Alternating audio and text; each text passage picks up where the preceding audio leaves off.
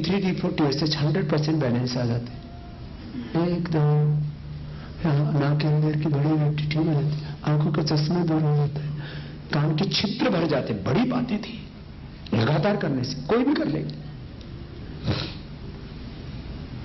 और क्या क्या बताऊं, टायरिया ठीक हो जाता है।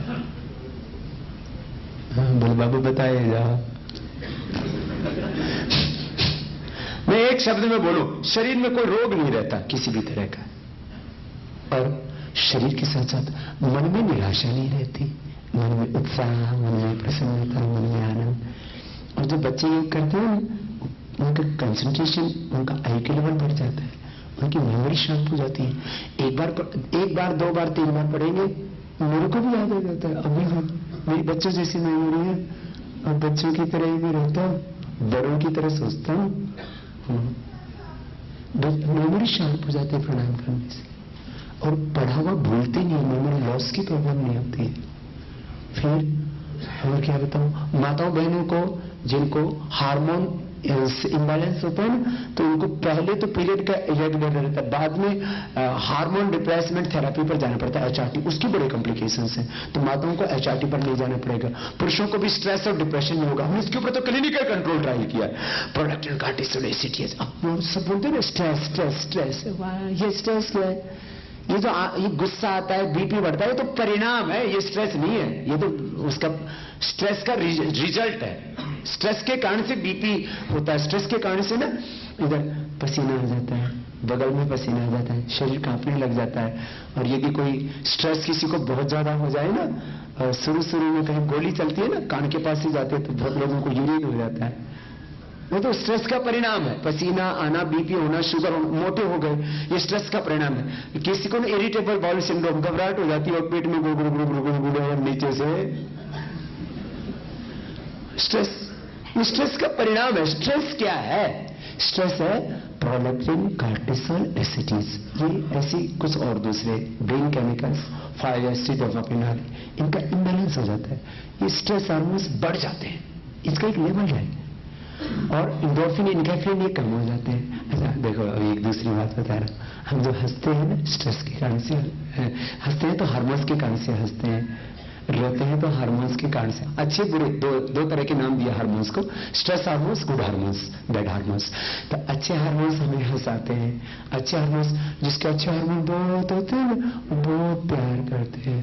तो आप प्यार बहुत करना चाहते हो ना, पर माता पिता से, भाई भाई से, पति पत्नी एक दूसरे को प्यार कम करते हैं ना, प्राणायाम करेंगे तो प्यार करने लग जाएंगे। सच्ची बता रहा हूं, हार्मोन्स का इंबैलेंस है, आपका बैलेंस हो जाएगा। हार्मोन से हम प्यार करते हैं, हार्मोन्स के कारण से हम हंसते हैं और रोते हैं, हार्मोन्स के कारण से हम सोते हैं, जागते हैं। सारी चीजें हार्मोन्स का बहुत बड़ा योगदान है।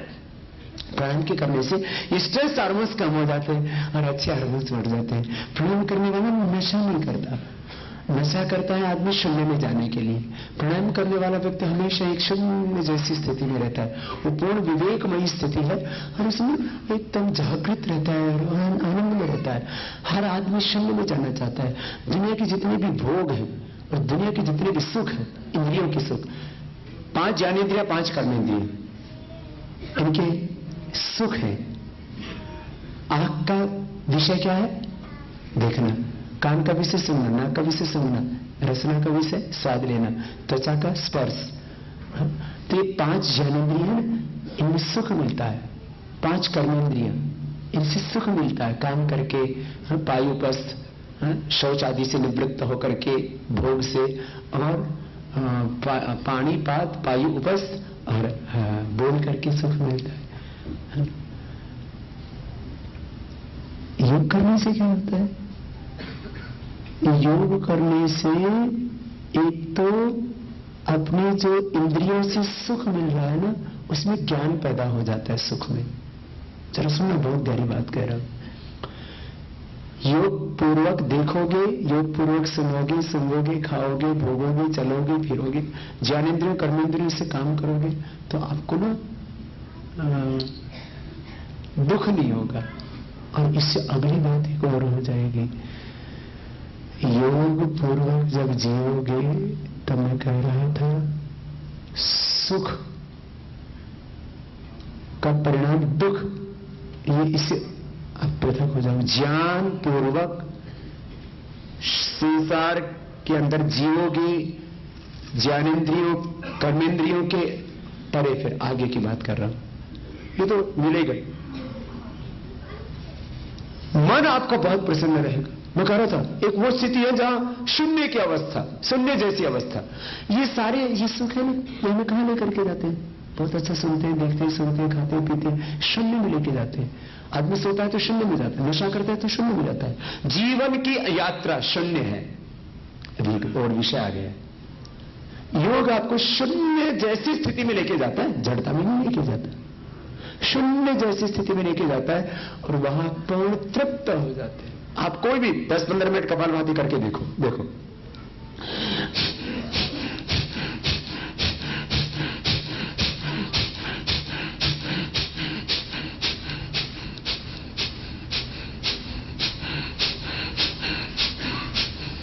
आप 15 मिनट में एक शून्य जैसी स्थिति में आ जाओगे। बहुत सकता है बहुतों को नींद में आ जाए और आप एकदम शून्य जैसी स्थिति में चले जाओगे। तो योग से हमें शांति भी मिलेगी, शक्ति भी मिलेगी और सक्रियता भी होगी। देखो पूर्ण स्वस्थ व्यक्ति का लक्षण क्या है? भीतर से पूर्ण शांत, भीतर से पूर्ण शांत और बाहर से पूर्ण क्रियाशील। ये स्वस्थ व्यक्ति का लक्षण है। नहीं तो कुछ जैसे डिप्रेशन आदि की मेडिसिन देते हैं, वो आदमी का डिप्रेशन तो दूर कर देती, उसको जड़ता मिल जाती, नींद आ जाती, लेकिन सक्रियता नहीं रहती फिर। तो योग से दोनों चीजें एक साथ होती है, भीतर से पूर्ण शांत, बाहर से पूर्ण क्रियाशीलता। चलिए अब मैं दूसरा पक्ष रखता हूं। ये मैं 8 प्राणायाम बताता हूं, एक बार उनको बता दे रहा हूं। फिर जो हमारे सैनिक जैसे आप, उनके ऊपर भी बहुत रिसर्च करते हैं, जो पर लेह लद्दाख में रहते हैं, हिमालय में रहते हैं, और योगी तो रहते ही हिमालय में, वो वहां पर कैसे, वहां पर ये तेज शारीरिक व्यायाम करेंगे तो थोड़ी देर में सांस फूल जाएगा, ऑक्सीजन की कमी हो जाएगी। यहां आप वहां पर भी कैसे रहे? फिर स्ट्रेस का भी मैं बता ही चुका हूं। आपको प्राणायाम करेंगे तो स्ट्रेस एकदम नॉर्मल रहेगा आपका, और मन के स्तर पर, बुद्धि के स्तर पर, आत्मा के स्तर पर, फिर लास्ट में अभी परमात्मा को अभी बाद में, वहां तक की बाद में बात करेंगे। 5 मिनट ये कर लेना। 1 मिनट में पूरी बॉडी का ब्लड हार्ट से होकर के गुजरता है। तो 1 मिनट में आपकी पूरी बॉडी को का ब्लड जो है एनर्जाइज हो जाएगा और पूरी बॉडी भी आपकी एनर्जाइज हो जाएगी। नॉर्मल ब्रीदिंग से 10 से 20 गुना आपके बॉडी को ऑक्सीजन मिलेगा। तो आप 5 मिनट यदि प्राणायाम करते हैं भस्त्रिका, तो 5 बार आपका ब्लड एनर्जाइज हुआ और 10 to 20 टाइम्स उसने ज्यादा ऑक्सीजन लिया। तो एक आदमी से कितनी ज्यादा आपके अंदर एनर्जी आ गई? एक आदमी से आपके अंदर करीब 100 गुना ज्यादा शक्ति आ गई। इसका सिद्धांत है। ऑक्सीजन ये जो है रक्त कोशिकाओं के द्वारा अवशिष्ट होकर के जाता है, हमारी बॉडी के एक एक सेल के अंदर माइटोकॉन्ड्रिया में एनर्जी को जनरेट करता है। ये तो सामान्य विज्ञान है, तो सबको पता है? तो आपको एक व्यक्ति को 100 गुना ज्यादा ताकत से काम करना है, तो आप जो है भस्त्रिका का प्राणायाम कर लेना 5 मिनट। तो आप 1 मिनट में 20 गुना ज्यादा ताकत मिल जाएगी आपको, और 5 मिनट में 100 गुना ज्यादा ताकत मिल जाएगी। तो आप 100 टाइम्स मोर पावरफुल रहेंगे नॉर्मल पर्सन की अपेक्षा जब आप भस्त्रिका प्राणायाम करेंगे। देखो एक सीधा सा बता दिया।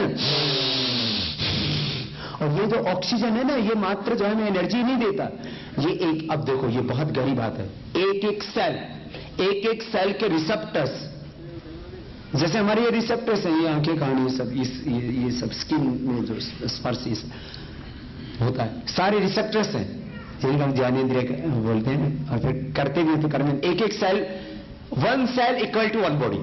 अच्छा अब ये और गहरी बात आ गई।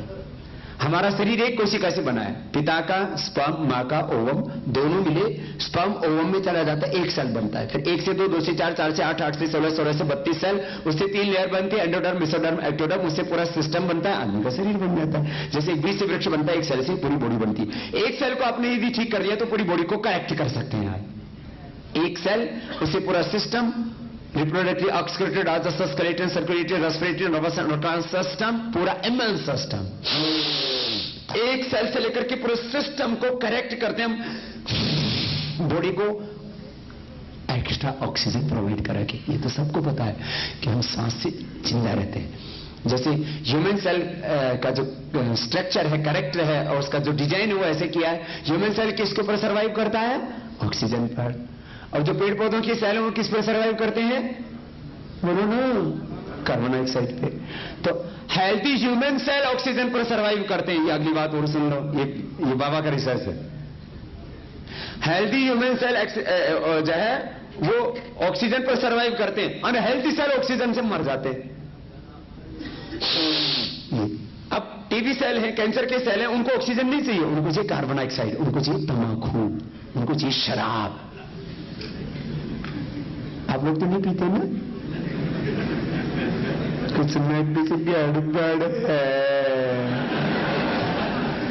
तो आपको यदि कैंसर सेल बढ़ाने अपनी बॉडी में, टीबी सेल बढ़ाने हैं, तो आप पी सकते हैं, ये आपके लिए छूट है। अब तो उस पर लिखा भी आता है, पैकिंग पर भी, तंबाकू से कैंसर बोलो होता है। और ये फैक्ट है। कैंसर सेल्स को तंबाकू और ये शराब, carbon dioxide, heavy salt intake, heavy caffeine intake, ये सब दिया गया, फैट सेल दिए गए, उससे तगड़े हो जाते हैं। तो ये सब उनकी खुराक है।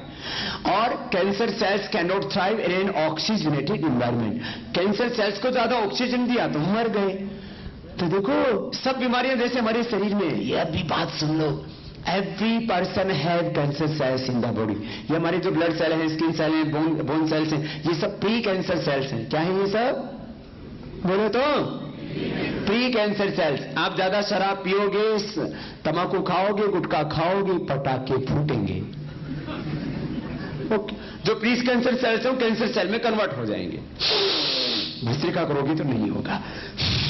अब इसको तरीके से करना। अब देखो, आठों प्राणायाम का मेथड बताऊंगा, फिर उसके बाद एक बार मेथड बढ़ा देता हूं। एवरेज टाइम 5 सेकंड में सांस लेना और छोड़ना। इसमें मैंने जब दोनों इनहेल एक्सेल दोनों को काउंट करते हैं तो करीब 3 सेकंड लेने में 2 सेकंड छोड़ने में लगते हैं। ठीक है, ये परफेक्ट मेथड बता दिया आपको भस्त्रिका का।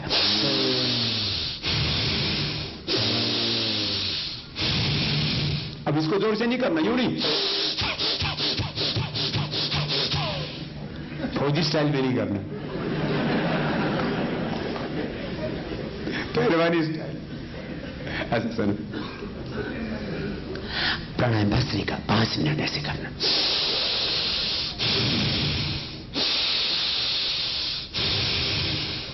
अच्छा है ना?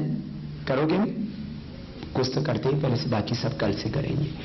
तो इससे ये फिर अब भस्त्रिका करने वाले का रेस्पिरेटरी सिस्टम इतना स्ट्रांग हो जाएगा, उसको कभी भी ब्रोंकाइटिस ही नहीं, अस्थमा, एलर्जी ही नहीं, साइनसाइटिस ही नहीं। एक बीमारी होती है, उसको बोलते हैं लॉन्ग फाइब्रोसिस, वो भी नहीं होगा। फिर दूसरा कपालभाति, इसका 5 मिनट का समय वैदिक बता दिया, श्रद्धा से करना ज्यादा लाभ होगा। Kapalbhati 1 second 1 stop. इसमें एवरेज होता है, जैसे 1 मिनट में कभी 50 बार, कभी 60 बार, कभी 70 बार। एवरेज कितना आएगा? 60 का।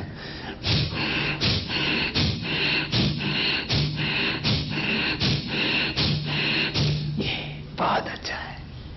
बच्चों को कम से कम 5 मिनट, बड़ों को 10 से 15 मिनट, सामान्य रोगियों को 15-20 मिनट, असाध्य रोगियों को आधा घंटा करवा देते हैं।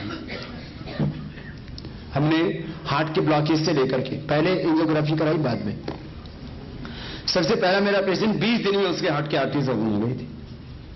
बस सुबह से हम लौकी का जूस पिया, उसने पूरा खाने पर कंट्रोल रखा। 20 दिन बाद वो पहले पैसे जमा करके आ गया। रमेश शर्मा एडवोकेट, नीमच का, मध्य प्रदेश का, अभी तक भी जिंदा है वो। 80% उसकी एक आर्टरी में, 100% दूसरी में, और वो उसकी एंजियोग्राफी की रिपोर्ट अभी तक भी हमारे पास में है, उसकी कॉपी रखी हुई है, हमने अपनी पुस्तक में भी प्रकाशित किया हमने। 20 दिन के अंदर ही दोबारा जब वो गए, डॉक्टर जैन, पूरा नाम इस समय मेरे को याद नहीं आ रहा उसका, डॉक्टर जैन ने कहा भाई ये तो वो पेशेंट ही नहीं है। पर कैसे? बोले जो आर्टरी ब्लॉकेज थी वो तो पूरी ओपन हो गई है, और 100% जो ब्लॉकेज थी, और जो 80% ब्लॉकेज थी उसमें कोइलेटर तैयार हो गई है, नेचुरल बाईपास जिसको बोलते हैं मेडिकल टर्मिनोलॉजी में। ये अद्भुत था। ऐसे कैंसर से लेकर के मैंने सारी बीमारियां आपको अभी बताई थी, सब बीमारियां, स्किन डिसऑर्डर्स कितने भयंकर, गले सड़े हुए, फाइलेरिया जैसे रोग, पायरिया जैसे रोग, और SLE जैसे रोग, MS जैसे रोग, और दूसरी बात रखें ऑटोइम्यून